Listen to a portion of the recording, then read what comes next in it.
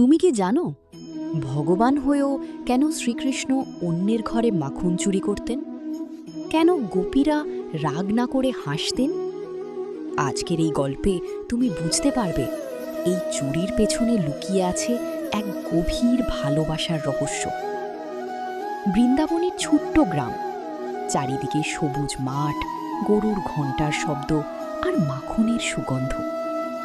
সেখানে বাস করতেন ছোট্ট লাড্ডু গোপাল, যাকে সবাই ভালোবাসত। কিন্তু তার একটা বদনাম ছিল, মাখন চোর। গ্রামের প্রতিটি ঘরেই যদি মাখন হারিয়ে যেত, সবাই বুঝে যেত এটা নিশ্চয়ই নন্দলাল করেছে। গোপীরা প্রতিদিন ভোরে দুধ থেকে সাদা নরম মাখন বানাতেন। তারা সেই মাখন হাঁড়িতে ভরে উঁচুতে ঝুলিয়ে রাখতেন, কারণ তারা জানতেন যদি নিচে রাখি কৃষ্ণ চুরি করবেই। কিন্তু ছোট্ট কৃষ্ণ তো আর সাধারণ ছেলে নয়। সে বন্ধুদের নিয়ে প্ল্যান করত। কেউ নিচে দাঁড়াতো, কেউ কাঁধে উঠত, আর কৃষ্ণ সবার উপরে উঠে মাখন নামাতো। এইভাবে তারা মানব পিরামিড বানিয়ে মাখন চুরি করত। মাখন চুরি করে কৃষ্ণ শুধু নিজে খেত না, সে তার বন্ধুদের খাওয়াতো, এমনকি বানরদেরও দিত।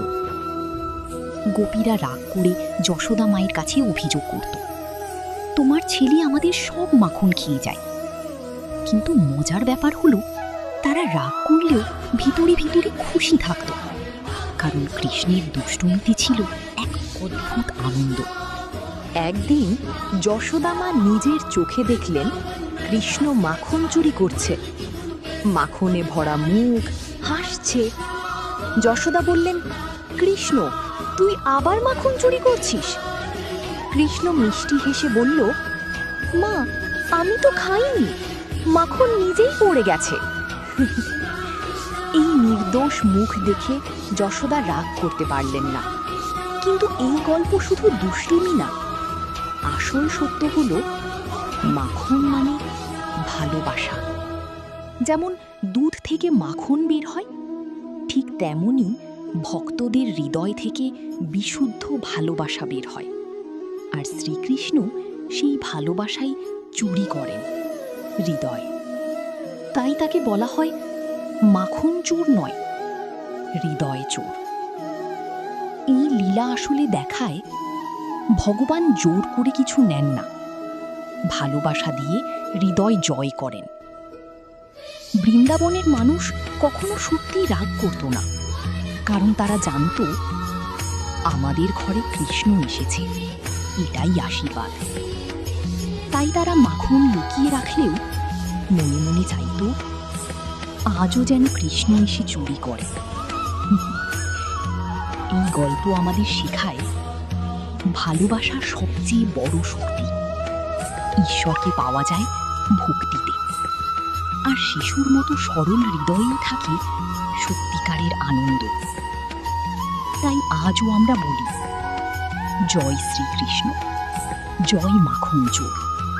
তাহলে বুঝতেই পারলে, লাড্ডু গোপালের এই মাখন চুরি কোনো সাধারণ দুষ্টুমি ছিল না, এটা ছিল ভালোবাসার লীলা, যেখানে মাখন মানে শুধু খাবার নয়, আমাদের হৃদয়ের সবচেয়ে পবিত্র অংশ। আর শ্রীকৃষ্ণ সেই ভালোবাসাই চুরি করে নেন, কারণ তিনি চান আমরা তাকে নিঃস্বার্থভাবে ভালোবাসি। তাই আজও ভক্তরা বলে, হে মাখন চোর, আমাদের হৃদয়টাও চুরি করে নাও। যদি তোমারও এই গল্পটা ভালো লেগে থাকে, তাহলে ভিডিওটা লাইক করো আর কমেন্টে লিখো জয় শ্রীকৃষ্ণ। আর এমন আরও ভক্তিমূলক গল্প শুনতে চ্যানেলটা সাবস্ক্রাইব করতে ভুলবে না, বেল আইকনটা টিপে দিও। আবার দেখা হবে নতুন এক লীলা নিয়ে। ততক্ষণ পর্যন্ত জয় শ্রীকৃষ্ণ, জয় লাড্ডু গোপাল, ধারা পড়িনি, জয় সিয়ারাম।